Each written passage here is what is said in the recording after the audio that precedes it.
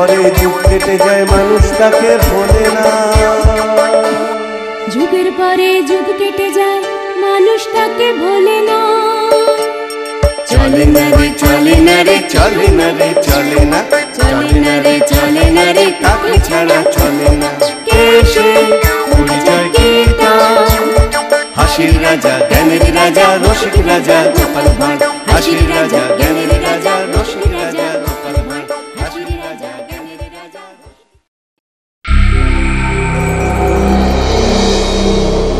কি ব্যাপার, আজ সকলে এসে গেল, শুধু মন্ত্রীর দেখা নেই কেন? আমি তো আজ মন্ত্রী মশাইকে ওই বাজারে আড়তদারদের সঙ্গে কথা বলতে দেখেছি। মন্ত্রী আড়তদারদের সঙ্গে কি কথা বলছিল? সেটা তো বলতে পারবো না মহারাজ, আমাকে দেখেই তো সরে গেল। তার মানে সন্দেহজনক কিছু হবে বলে মনে হচ্ছে। গোপাল, তোমার মনটা না দিন দিন কেমন সন্দেহ বাতিক হয়ে যাচ্ছে। আমি সন্দেহ বাতিক মহারাজ?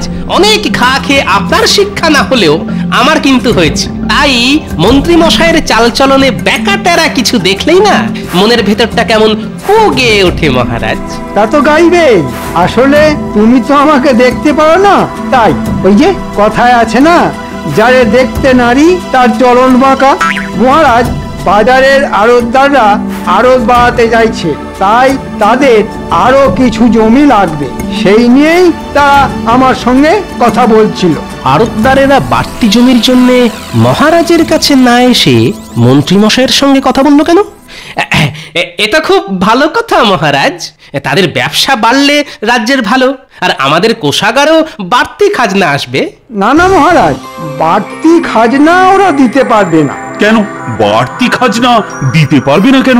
না মানে এখন তো দিতে না পারলেও পরে ঠিক ওদের কাছ থেকে আদায় করে নেব। তা আড়তদাররা আড়ত বাড়াতে চাইছে কেন? আসলে এবছর তো প্রচুর ধান হয়েছে, সেই ফসল মজুত করে রাখতেই ওরা বাড়তি আড়ত তৈরি করতে চাইছে। ঠিক আছে, দিয়ে দেবো জমি, তবে শর্ত কিন্তু একটা। কি শর্ত মহারাজ? এবছর যখন অনেক ফসল হয়েছে তখন জিনিসপত্রের দাম বাড়ানো তো চলবেই না, উল্টে কমাতে হবে। খুব ভালো শর্ত মহারাজ, জিনিসপত্রের দাম কমে গেলে গরিব প্রজাদের খুব ভালো হবে। ভালো করাচ্ছি।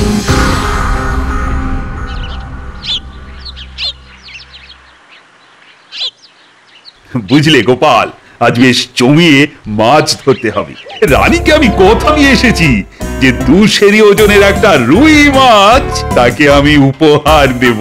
কোনো চিন্তা করবেন না মহারাজ, যা চার বানিয়ে এনেছি না, দেখবেন চারের গন্ধে পুকুরের সব মাছ একেবারে আমাদের বড়শির মুখে চলে আসবে।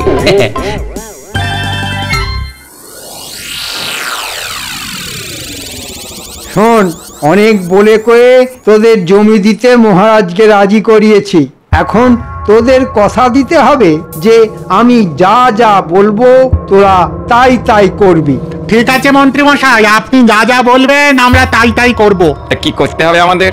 এবছর ধান তো প্রচুর ফলেছে, তাই মহারাজ দাম কমাতে বলেছেন।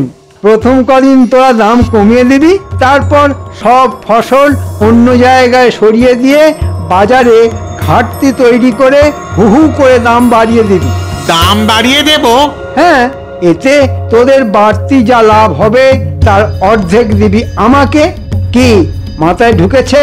কিন্তু হু হু করে দাম বাড়িয়ে দিলে মহারাজ যদি রেগে গিয়ে আমাদের বিরুদ্ধে কোনো ব্যবস্থা নিয়ে বসেন? আরে অত ভয় পাচ্ছিস কেন? মহারাজকে সামলাবার দায়িত্ব আমার, তোরা শুধু আমার কথা মতো কাজ করে যাবি। ঠিক আছে, তাই হবে। আজ তাহলে আমরা আসি মন্ত্রী মশাই। হ্যাঁ হ্যাঁ, আয় আয়। আড়তদারদের নিয়ে দারুণ একটা চাল চেলেছেন তো। আরে এ তো চালের প্রথম কিস্তি, এর পরের চালে কিস্তি মাত হবেন মহারাজ, আর এই রাজ্যের রাজা হব আমি, বুঝেছিস? বাবা, কি মোক্ষম চাল! চাল তো চাললেন, কিন্তু ওই হলে ফুটো হয়ে সব সব চাল আবার ওই ছড়িয়ে যাবে না তো? এই ঘটা, মুখ সামলে কথা বলবি।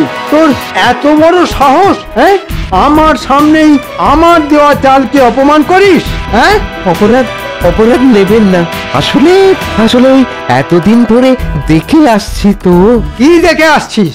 ওই যে অনেক ফন্দি আপনি আঁটেন, কিন্তু ওই গোপালের ওই বুদ্ধির কাছে শেষ অব্দি হেরে গিয়ে ওই যাকে বলে কিনা ওই ল্যাজে গোবরে হয়ে যান।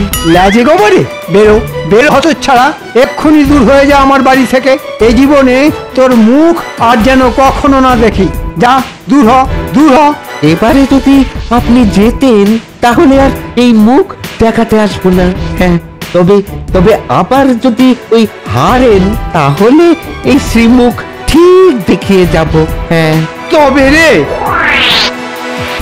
এই জন্যই বলে যার শিল যার নোড়া তারই ভাঙে দাঁতের গোড়া। বেটা বেঈমান, আমার খেয়ে আমারই পড়ে আজ আমারই সমালোচনা করছে। হ্যাঁ, কথাটা কিন্তু ঘটা মিথ্যে বলেনি, এই বরাবরই তো গোপাল।